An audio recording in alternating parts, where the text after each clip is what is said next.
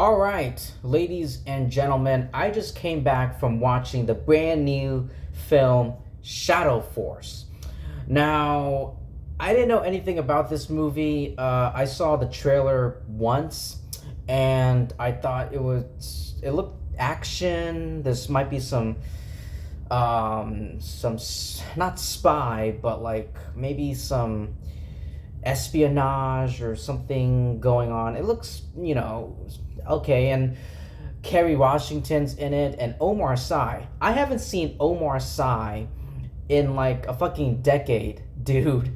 The last time I saw him was, gosh, I want to say X-Men: Days of Future Past, where he played Bishop, but he was a minor supporting role, very minor role in that film. But yeah, like it's been a decade, and I think this is my first time seeing Kerry Washington in a movie. Kerry Washington, who by the way is just gorgeous, a gorgeous woman, a gorgeous, attractive woman, and she kicks a lot of ass in this film. Listen, this movie is pretty bland and basic. It's mediocre, you know. Um, do I? Yeah, actually, yeah. I think the story in this movie, the story is better than Captain America, uh, Brave New World. That movie, like the structure and everything, the villain was just terrible. Um, but yeah, this movie, like the dialogue, I will say, like the negatives I have for this film are like the dialogues. Like everything is set up. Everything in this movie is perfectly set up, um, and so easily to predict.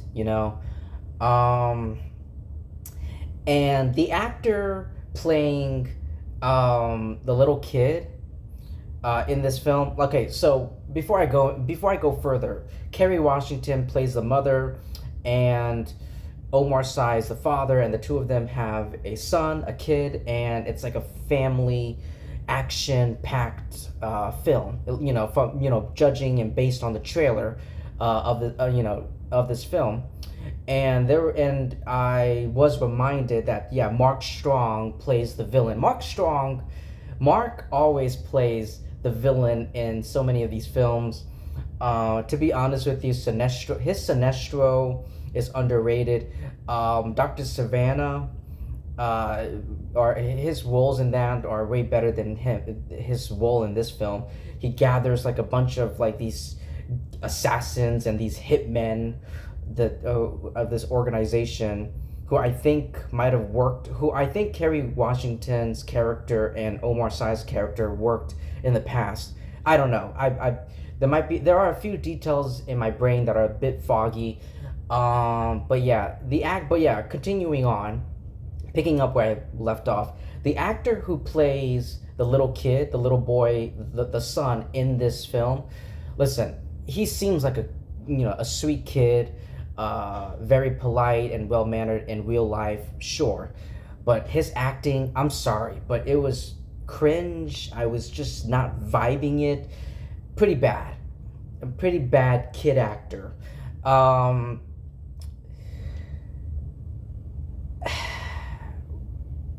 there were like two moments in this film that made like absolutely two big moments in this film that made absolutely no sense. But I was like, I felt like the main characters, this family are protected by plot armor for two big moments in this film. But I was like, sure, but whatever. It's a movie. It's fictitious.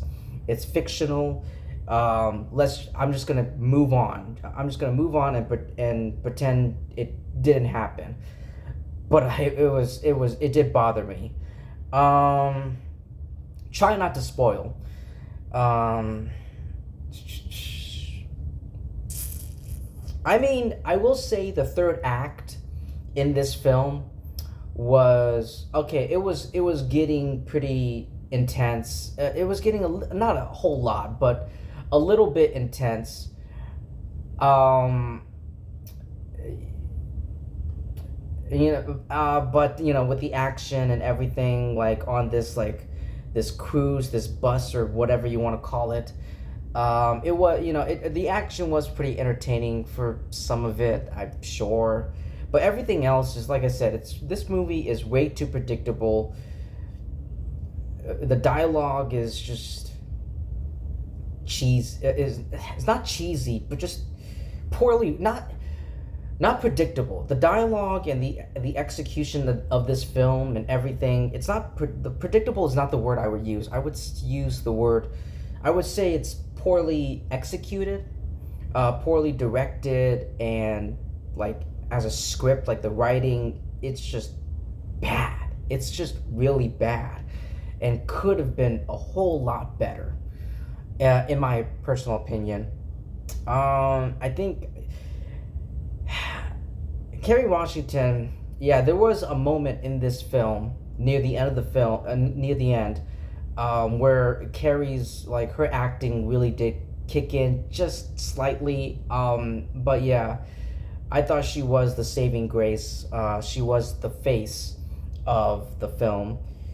Um, Even though she and Omar playing the couple and everything. But yeah, those are really my main problems, my main issues with this film. So yeah, that's pretty much all I have to say. If I were you, I mean, sure, go ahead and watch this movie in theaters. This is a kid, if you want to see a mom kick ass, if you want to see Kerry Washington, who plays a mom kicking ass in in this film, this upcoming Mother's Day weekend, sure, go ahead. But like, I'm just warning you that the script, the story, the villains and everything, all that, some of the acting, not that great, not that stellar. If I were you, I would personally go back and watch Thunderbolts again, rather than this film. But you could do a double feature, whatever. If you still haven't seen Thunderbolts yet, you could do a double feature with this. I really don't care. I heard Clown in the Cornfield has like a 77%, like 78, a really high like fresh Rotten Tomato scores, which I was surprised by. I have no idea what that movie is. I saw the trailer and I'm like, this looks stupid and cheesy, but fun at the same time. But that's a high score on that's a critic's score on Rotten Tomatoes. I should have seen that film instead of this. Yeah, but yeah, whatever. That's what I said, and those are my thoughts. So, thank you so much, everyone, for taking time to listen to my review, my thoughts on Shadow Force. Please like and subscribe. Definitely subscribe, because that would help me and my YouTube channel out a lot. Yes. Yeah, that's all I have to say. I'm thankful, I'm grateful, and I'll see all of you guys in my next video. Peace.